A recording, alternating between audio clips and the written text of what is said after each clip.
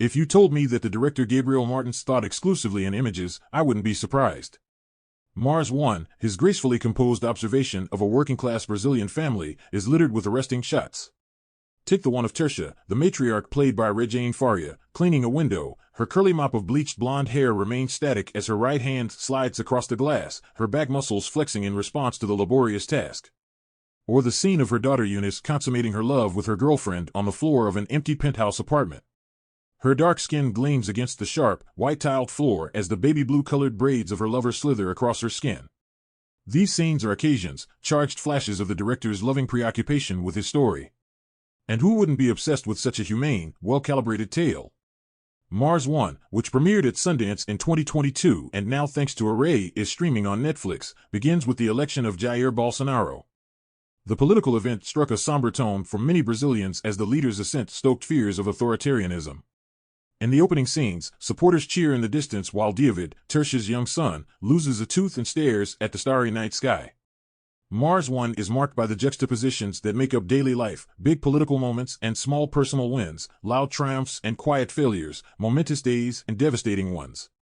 The film explores what possibilities lie within these contrasts. It is a beautiful exercise in hope and optimism. What, Martins asks in press notes sent to critics, can a black family in the Brazil of today be? Bolsonaro's presidency, defined by exclusion, racism, and homophobia, threatened the progress. Just a reminder, if you're enjoying the videos so far, please make sure to like, subscribe, and hit that notification bell so that we can keep creating meaningful content. Thanks for tuning in. He hired a denier of racism to the government body tasked with preserving Brazil's black culture and appointed an anti-abortion evangelical pastor as Minister of Women, Family, and Human Rights, for example.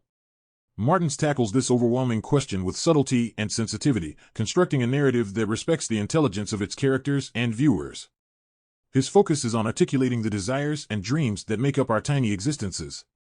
The family in Mars 1, Tertia, her husband Wellington, their children, are at the center of this experiment. Each has problems unmoored from the tumult of election cycles. Tertia navigates the stress of being caught in an unsettling reality television prank, one that leaves her feeling cursed and mistrustful of the world. Eunice, itching for independence, must come to terms with how a new relationship and desire to move out will land with her family.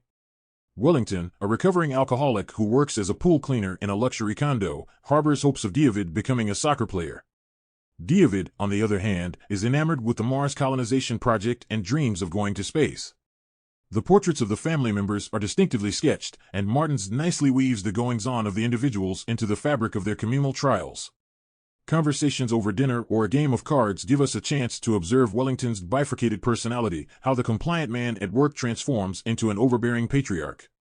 His obsession with David making a national soccer league distract him from noticing Tertia's silences at the table, an unusual quiet born of her growing anxiety and paranoia.